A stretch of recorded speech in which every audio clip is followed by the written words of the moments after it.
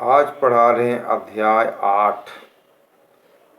8 में जाति पूर्वाग्रह, कास्ट प्रोजेड्यूस। जाति क्या है? जाति एक भेदभावपूर्ण व्यवस्था के रूप में caste a form of discriminatory system. Heading है जाति व्यवस्था भारतीय समाज मतलब इंडियन समाज सोसाइटी की एक विशिष्ट सामाजिक संस्था है।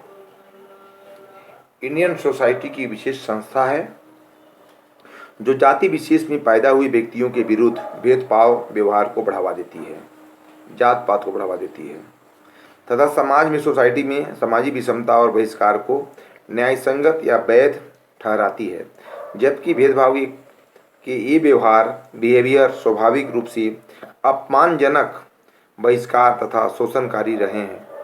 जाति व्यवस्था के संबंध में समाज वैज्ञानिकों का मत है कि जाति व्यवस्था का संबंध अनेक पूर्वाग्रहों प्रेजुडियूस से रहा है। ये पूर्वाग्रह सामाजिक भेदभाव और बहिष्कार के मुख्य स्रोत हैं। देखते हैं देहात में, गांव में कोई गलती हो गया, अगर किसी की बेटी दूसरे कास्ट में मैरिज कर ली तो परिवार को उस जात से बहिष्कार किया जाता है। अगर समाज की बात नहीं मान रहा है, पंचायत की बात नहीं मान रहा है, गोतिया की बात नहीं मान रहा है तो उसको समाज से बहिष्कार किया जाता है। पूर्वाग्रह यानी ग्रह से ग्रसित भेदभाव और बहिष्कार के मुख्य स्रोत हैं। समाज से बहिष्कार किया जाता है। समझ गए? जिनके कारण विभिन्न सामाजिक समूहों के बीच संरचनात्मक दूरी पैदा होती है, जिससे विभिन्न समाज के लोगों के बीच भेदभाव और दूरी पैदा होती है। आप गौर किए हैं, जैसे हमारा परिवार में संबंध अच्छा है, समाज में, सोसाइटी में ऐसा घृणित वातावरण कर देगा, पूर्वाग्रह से ग्रसित नीति कर देगी भेदभाव कि अपने आप देखिएगा समाज से आप अलग हो जाइएगा।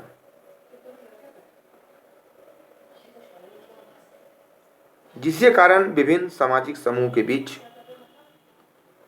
सोशल ग्रुप के बीच दूरी की स्थिति पैदा हो जाती है। भारतीय मानवशास्त्री एक मानवशास्त्री हैं, इंडियन मानवशास्त्री हैं, भारतीय मानवशास्त्री नर्मदेश्वर प्रसाद का इस संबंध में विचार है कि पूर्वाग्रह एक ऐसा दृष्टिकोण, निर्णय या विश्वास है जिसे लोग उसके वास्तविक अर्थ से परिचित होने के कारण पूर्व से अपने मन में इस चीज़ को क्या करते हैं, बिठा लेते हैं। मन में कोई चीज़ को बैठा लेते हैं कि ऐसा है, पूर्व से, पहले से। आरपोर्ट ने पूर्वाग्रह का संबंध विद्वेषपूर्ण अथवा भेदभाव भावना से माना है।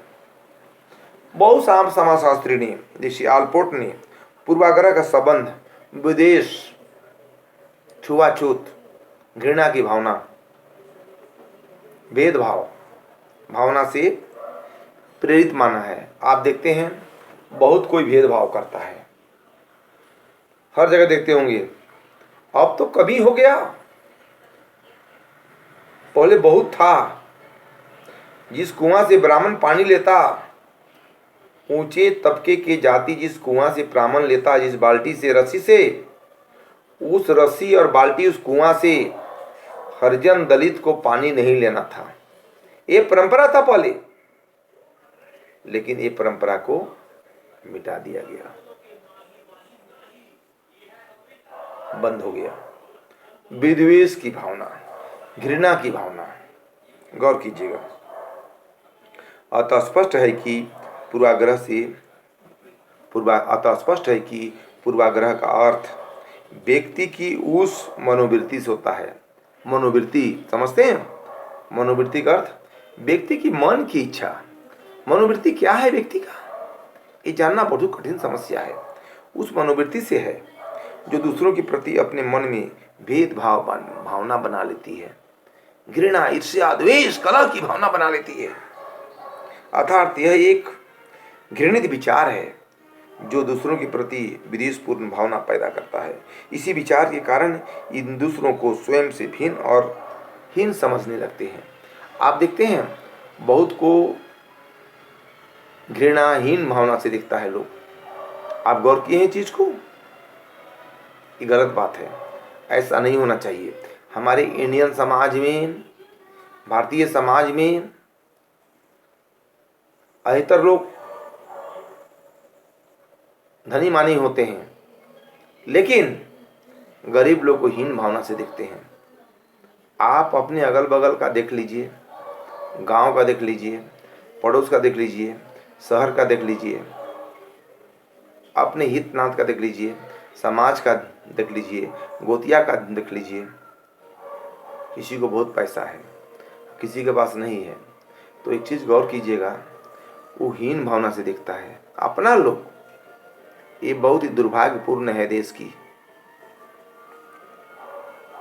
पूर्वाग्रह के अर्थ को समझने से एक बात तो स्पष्ट होता है कि जाति व्यवस्था को श्रेणीबद्ध करने में इनकी अहम भूमिका रही होगी। इनकी अहम भूमिका रही होगी। जाति व्यवस्था का विश्लेषण किया जाए तो यह व्यक्तियों को उनकी व्यवसाय एवं परिस्थिति के आधार पर वर्गीकृत करती है। अर्थात प्रत्येक जाति एक निश्चित व्यवसाय से जुड़ी होती है। क्या होती है? व्यवसाय से जुड़ी होती है ना? तो यहाँ एक महत्वपूर्ण तथ्य यह है कि प्रत्येक जाति का सामाजिक परिस्थिति अथवा हैसियत के अधिकतम में एक विशेष स्थान होता है।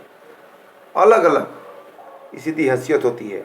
जाति व्यवस्था के अंतर्गत सैद्धांतिक तौर पर धर्म ग्रंथों के अनुसार सामाजिक तथा आर्थिक स्थिति को दूसरे से पृथक रूप से रखा जाता है। जैसे ब्राह्मण को जाति व्यवस्था में सर्वोच्च परिस्थिति धारित होने के बावजूद धन संचय की अनुमति नहीं थी। ब्राह्मण धार्मिक रूप से सर्वोपरि होने पर भी क्षत्रिय राजाओं के अधीन होती थी, परंतु क्षत्रिय तथा राजा अनुष्ठानिक धार्मिक क्षेत्र में ब्राह्मणों के अधीन थे। व्यवहारिक तौर पर यह स्थिति बिल्कुल उलट थी। जाति संरचना में सामाजिक और आर्थिक स्थिति एक दूसरे के अनुरूप होती थी। यही कारण है कि सामाजिक परिस्थिति अर्थात जाति का आर्थिक स्थिति हैसियत से परस्पर घनिष्ठ संबंध होता था। समझ रहे हैं? लेकिन अब घनिष्ठ संबंध नहीं है, पहले था, है ना? सामाजिक परिस्थिति और आर्थिक स्थिति का जो संयोग उच्च जाति समूह तथा सीमित था, वह अन्य प्रत्येक जाति समूह में देखा जा सकता है। आज अमीर और गरीब लोग प्रत्येक जाति में पाए जाते हैं, परंतु यह तथ्य आज भी महत्वपूर्ण है कि जाति वर्ग का पारस्परिक संबंध बृहद स्तर पर आज भी विद्यमान है। समाज में अमीर है, गरीब है, छोटा है, बड़ा है, सभी तरह के लोग पाए जाते हैं, है ना? क्या करते हैं? सभी तरह के लोग समाज में हमें देखने को मिलता है कि नहीं?